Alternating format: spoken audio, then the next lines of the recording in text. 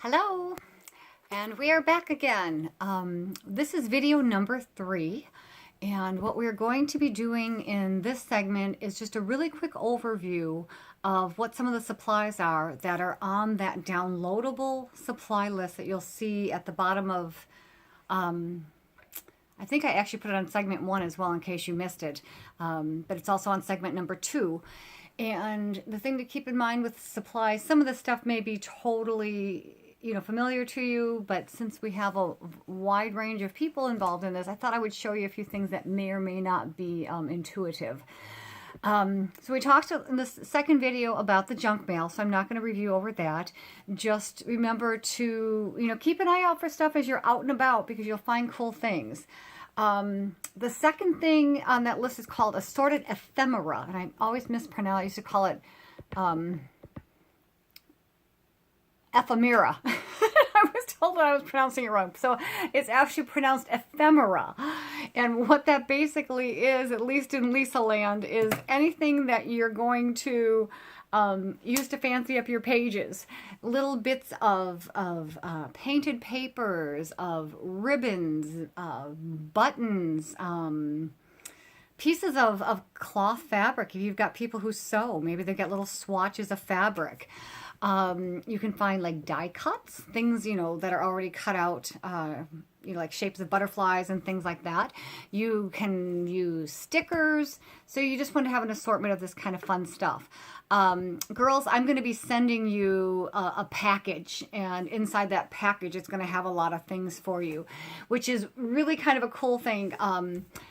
When I did this last class, I think I might have told you, it was a group of teens here in the Palatine, Chicagoland area, and I had put out a call to some of my artist friends asking if they had any miscellaneous stuff that they wanted to get rid of to use in this class, and they had sent a bunch of painted papers and all of this really eclectic stuff.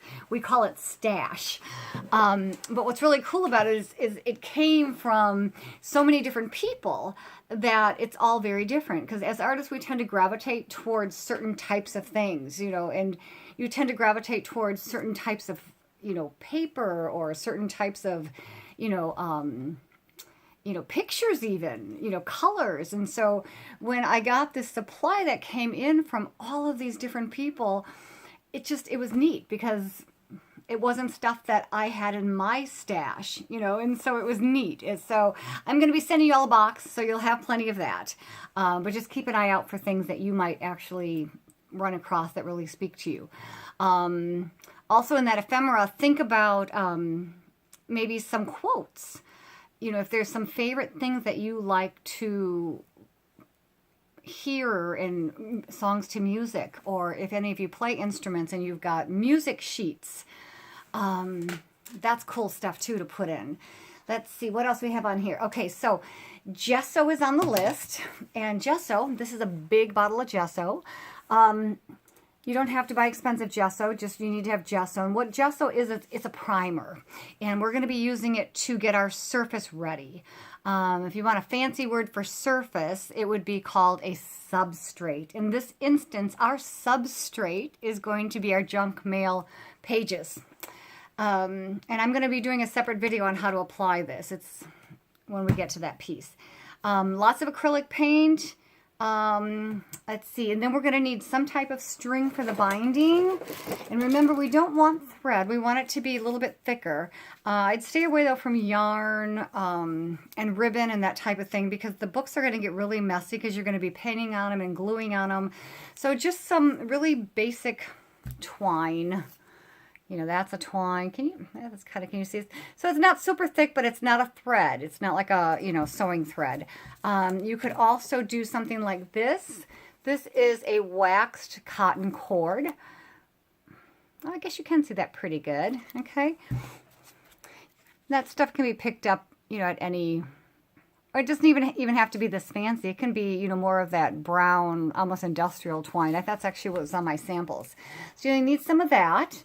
And then we're going to need some craft needles, because obviously we've got to be putting that string through the binder or through the holes with something.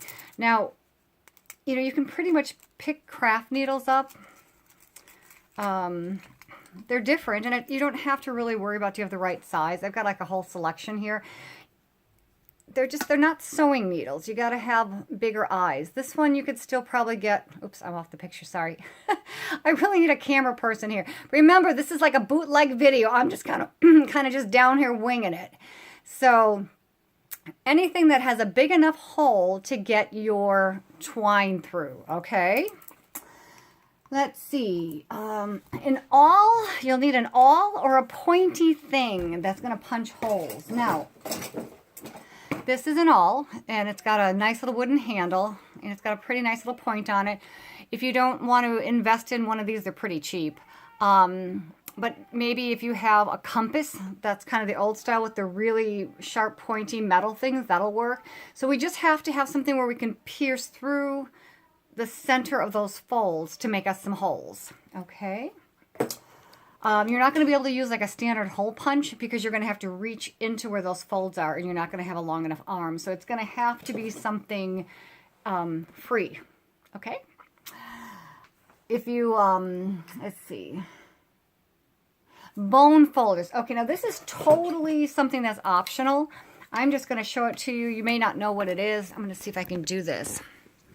So bone folders and creasers.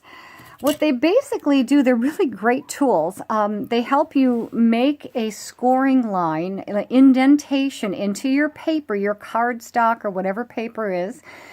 And some of them, like this one here, is just like a flat edge. This one has a little, oops, sorry, I'm off the camera again, has a little ball on the end. This one has a little ball on the end. Let's see if I can step back. And a flat thing. So what you do is you use your ruler, and then you make your space, your mark, and then you make an indentation into that paper. If you can see that. Oh yeah, you can see that. See that? And then you come back with a flat edge. Now you could also use a ruler for this. So again, this is not something that you have to have. It's just a nice to have. Because what it does, it gives you a very clean crease.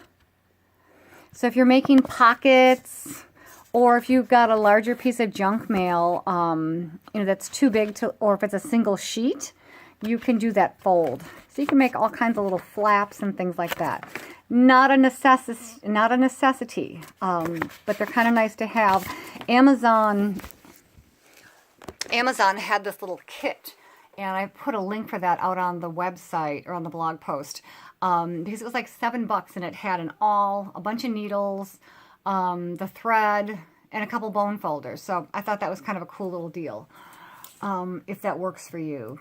You'll need a ruler. You're going to need some scissors. You're going to need glue sticks, paper clips. And I know you saw that in the last video, but paper clips, if you get the bigger ones, because you're going to try to reach in. I also found at one point, these were really cool. I have no idea if you're even going to find these anywhere, but I think Target had these. These jumbo clips. They're huge, and they went all the way to the inside of the paper. So those will work. Got these fancy kind of clips, or you got those other types of binder clips.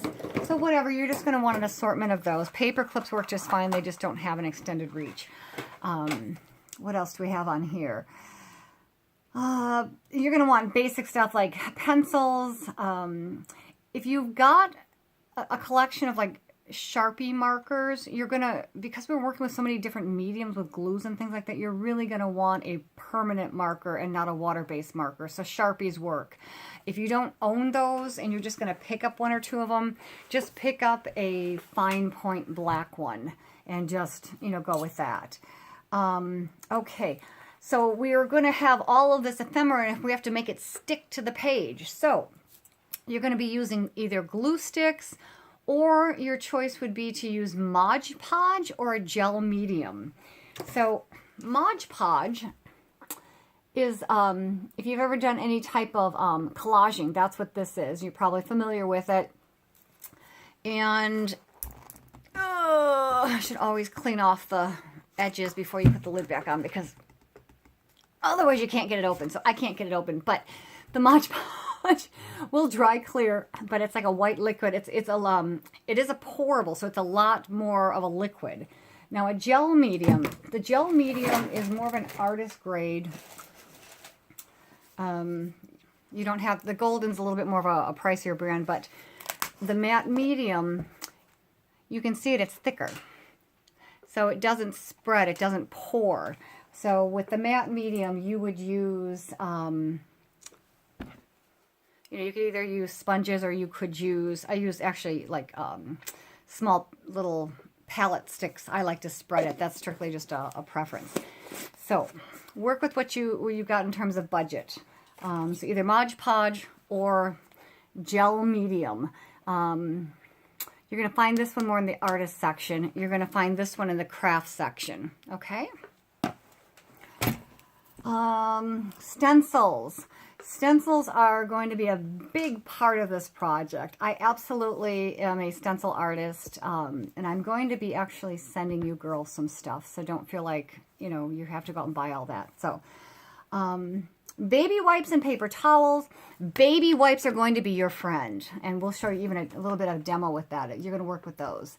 A heat gun. If you have a heat gun, you're going to love having that. If you don't have a heat gun, you don't have to have one. The pages that you're working with, because you've got short timelines on this, it's great if you can get your stuff dry.